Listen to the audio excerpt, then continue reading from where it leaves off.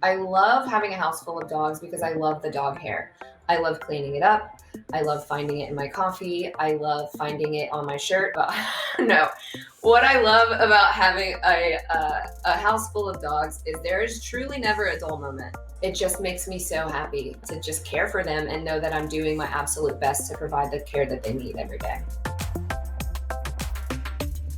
So I'm Nicole. I am the queen of potatoes, and I have 4 dogs that I call potatoes. I have Tank, who is a boxer mix, Joe, who is a German short-haired pointer mix, Mama is an American Staffordshire Terrier, and Simba is an American Bully.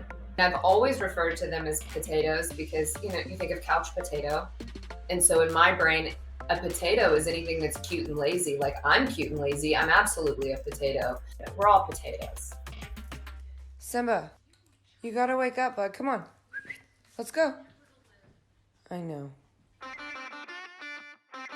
Tank, I was like 16 or 17 in high school going to pick up food with my boyfriend at the time. And we see like a puppies for sale sign. And so I see Tank and I'm like, you're coming home with me. This is my dog. I didn't ask my mom. I had no right to get a dog that day. And the way that I acquired him, I would never do it again, but I'm glad I did it.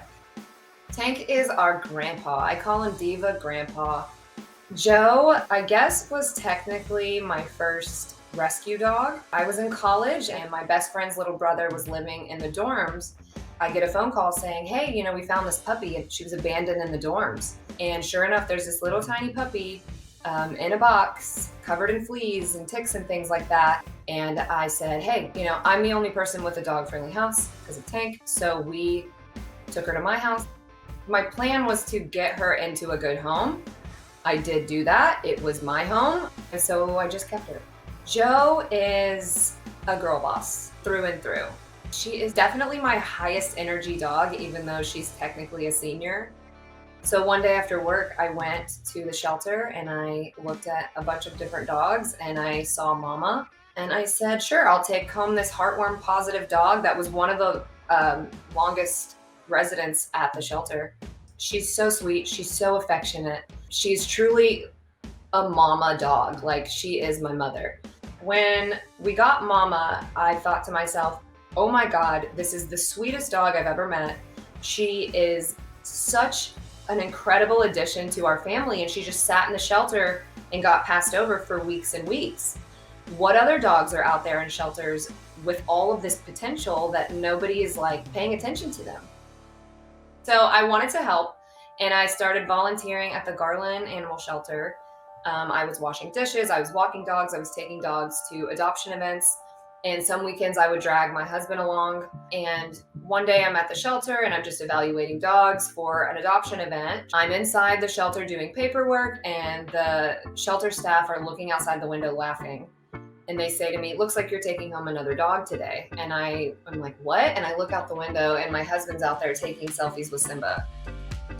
And I'm around all the adoptable dogs, and this woman comes up and says, do you have any other dogs available for adoption? I said, well, there's one over here in the corner with my fiance at the time. And so he got adopted. The rest of our day, my husband and I are just like, our energy is deflated. We knew we made a mistake. And then like fast forward 2 months, I think I get a text message saying, hey, are you still interested in fostering Simba? He can't stay here. He had ripped up her carpet and she was in a rental. And her landlord was like, he's got to go. And he came back to us. And like that same night, we were like, this is our dog. He's never leaving again. Simba and Sebastian, my husband, are fully in a relationship. They have a bromance, and I'm jealous. Simba completed our pack, not only because 4 dogs is a lot to have, but it just felt complete. He felt like this weird little brother glue that held the rest of the pack together.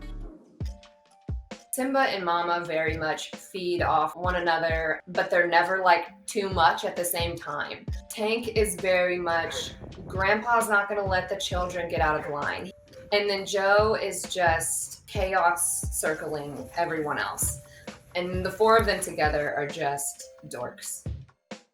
I think that there's a lot of information that the general public doesn't know about setting a dog up for success. It can be a challenge to learn what does your specific dog need for success. My dogs need structure. They need enrichment and exercise every single day. Mama definitely ignited my passion for dog rescue. We foster dogs really consistently. It's kind of like a one in, one out thing. And all of our dogs are incredibly different with all of our foster dogs. My dogs teach the foster dogs something a little bit different. Simba teaches them how to have fun. Mama teaches them we're not going to stop having fun. Tank teaches them boundaries, and Joe teaches them how to girl boss. How was your day today? Wow. No way. Interesting. She said what? Oh my God. I started posting my pack to TikTok several years ago. Started it to share my foster dogs. I feel like our platform really took off when I started doing these weird series that kind of included me and the dogs. When I started like creating human lives for them, that completely took a left turn and people were cracking up. Okay, people, we're back with another episode of I Roast My Dogs for likes on the internet. So this one's all about what cars would they drive. Tank drives a Cadillac Escalade. It has black rims. I wonder if he jumps in that car by himself or if he needs his mommy to pick him up and put him in it.